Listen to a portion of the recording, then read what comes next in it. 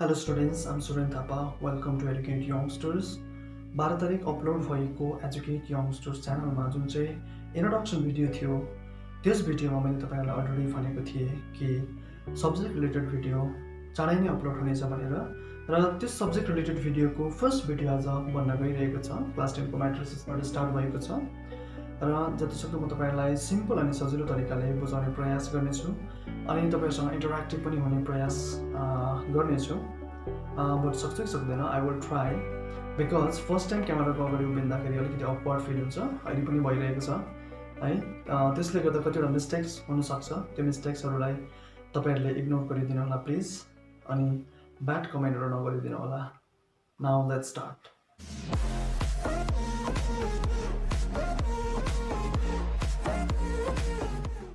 र आज first topic म्याट्रिसेस start हुँदैछ र त्यो टपिक स्टार्ट हुनुभन्दा अगाडि वाट इज म्याट्रिक्स त्यो जान्नु जरुरी छ।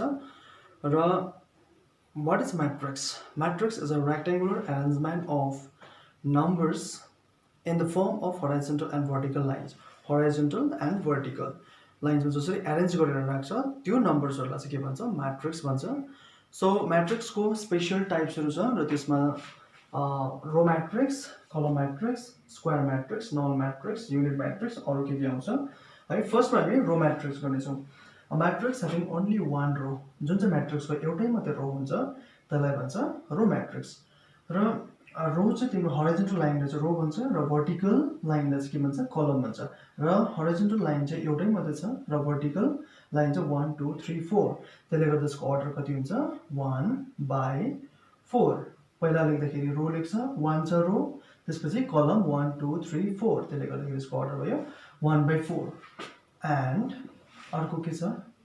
अर्को इक्जाम्पल दिन्छौँ हामी 2 3 6, अनि यो भित्रको एभ्री नम्बर छ त्यसलाई चाहिँ भन्छ एलिमेन्ट। र यसको रो यसमा पनि हराइजन्टल लाइन एउटै छ, त्यसले गर्दाखेरि यसको पहिला आउँछ 1/, त्यसपछि कलम कति छ? 1 2 3, त्यसले गर्दाखेरि 3, यसको अर्डर चाहिँ कति हुने रहेछ? यो म्याट्रिक्सको 1/3। यो पनि रो म्याट्रिक्स हो जुन चाहिँ अर्डर 1/4 छ, र यो पनि रो म्याट्रिक्स हो, यसको अर्डर 1/3 छ। सेकेन्ड, कलम म्याट्रिक्स।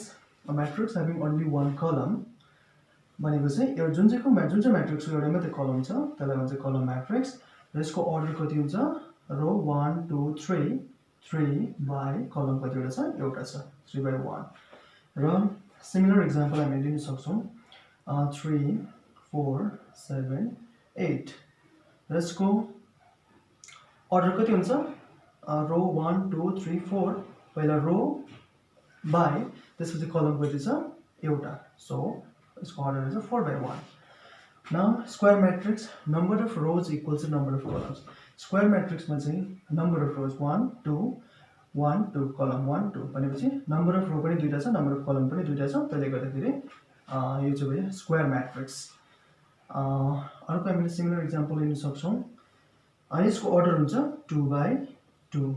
अनि सिमिलर इक्जाम्पल हामी लिनु पर्दाखेरि 2 4 6 3 1 7 8 3 4, यसको अर्डर 1 2 3, तीनवटा रो छ, कलम पनि 1 2 3, number of rows equal number of column भयो 3/3। यो चाहिँ भयो स्क्वायर म्याट्रिक्सको एक्जाम्पल। यसमा नल म्याट्रिक्स छ। Null matrix, a matrix whose each element is 0 भनेपछि एभ्री एलिमेन्ट चाहिँ के हुनु पऱ्यो? 0 हुनु पऱ्यो। र यसको अर्डर चाहिँ हाम्रो कति छ? रो 1 2, कलम पनि 1 2 भनेपछि फर्स्ट रो 2 छ, त्यसपछि कलम फेरि 2 छ, अर्डर छ 2/2। सिमिलर इक्जाम्पल हामी अरू पनि लिन सक्छ 0 0 0 0 0 0, र यसको अर्डर हुन्छ रो 1 2, कलम 1 2 3, तीनवटा छ, 1 2 3 भनेपछि हाम्रो हुन्छ 2/3। फर्स्ट रो दुईवटा छ, त्यसपछि कलम तीनवटा, यसको अर्डर हुन्छ 2/3। अनि त्यसमा फेरि हाम्रो नम्बर 5 मा छ unit matrix. A square matrix whose diagonal element is 1 and all other elements are 0 भनेपछि त्यो चाहिँ square matrix, number of rows and number of columns are equal हुनु पऱ्यो, र त्यसको डायगोनल एलिमेन्ट चाहिँ के हुनु पऱ्यो? डायगोनल एलिमेन्ट चाहिँ 1 हुनु पऱ्यो, अनि अरू सबै एलिमेन्ट चाहिँ 0 हुनु पऱ्यो, त्यसलाई चाहिँ भन्छ unit matrix or identity matrix पनि भन्छ। ओके, यसको अर्डर छ हाम्रो 2/2, एन्ड सिमिलर एक्जाम्पल हामीले लियो भनेदेखिलाई 1 0 0 0 1 0 0 0 1 डायगोनल एलिमेन्ट सबै के छ 1 छ अनि सबै एलिमेन्ट चाहिँ अरू एलिमेन्ट चाहिँ 0 छ डायगोनल एलिमेन्ट बाहेक अरू सबै एलिमेन्ट 0 छ त्यसलाई चाहिँ भन्छ unit matrix or identity matrix जुन चाहिँको अर्डर कति छ रो 1 2 3 सो यो भयो रो कलम भयो 1 2 3 त्यसले गर्दाखेरि हाम्रो कलम रहेछ 3 हैन गर्दाखेरि अर्डर भयो 3/3 र एक्सरसाइज 8.1 बाट नम्बर 1 मा क्लासिफाई द म्याट्रिसेस भनेको छ भनेपछि यो म्याट्रिक्स चाहिँ तिम्रो रो म्याट्रिक्स हो कि कलम म्याट्रिक्स हो कि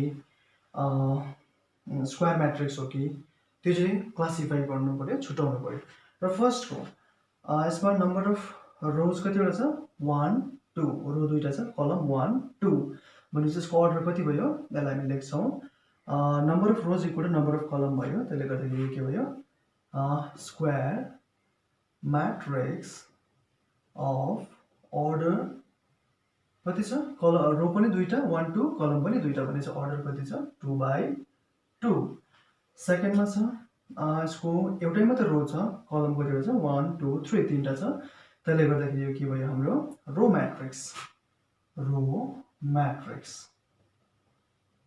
अफ अर्डर पहिला रो एउटै मात्र रो छ 1 बाई कलम कति छ 1 2 3 नम्बर 3 को हाम्रो के हो रो कति छ 1 2 3 कलम एउटै मात्र छ भनेपछि यो के हो यस्तोलाई चाहिँ एउटै मात्र कलम भएकोलाई चाहिँ कलम म्याट्रिक्स भन्छ इट इज कल्ड कलम म्याट्रिक्स अफ अर्डर रो तीनटा छ 1 2 3 बाई कलम कति छ एउटा मात्रै छ भनेपछि यसको अर्डर हुनेछ 3/1 एन्ड नम्बर 4 मा छ फेरि नम्बर 4 मा के छ रो 1 2 3 कलम 1 2 दुईटै मात्रै छ यसलाई चाहिँ हामी के भन्न सक्छौँ rectangular matrix RECTAN rectangular matrix of order row तीनटा 3 बाई कलम कतिवटा छ दुईटा छ 3/2 र त्यसकै कन्टिन्यू नम्बर 5 मा के छ number of rows 1 2 column 1 2 3 त्यसले गर्दाखेरि हाम्रो यो रेक्टेङ्गुलर म्याट्रिक्स हो RECTGULAR rectangular matrix of order row एउटा दुईटा फर्स्ट रो त्यसपछि कलम 1 2 3 अफ अर्डर 2/3 सेकेन्डमा फेरि हाम्रो के छ यो पनि एउटा हाम्रो के हो रेक्टेङ्गुलर म्याट्रिक्स यसलाई भन्दैन यसलाई चाहिँ भन्छ हाम्रो नल म्याट्रिक्स अर जिरो म्याट्रिक्स पनि भन्न सक्छ किनभने एभ्री एलिमेन्ट यसमा जिरो छ त्यसले गर्दाखेरि यो चाहिँ भयो null matrix or zero matrix null matrix of order row 1 2 दुईटा 2 बाई कलम छ 1 2 3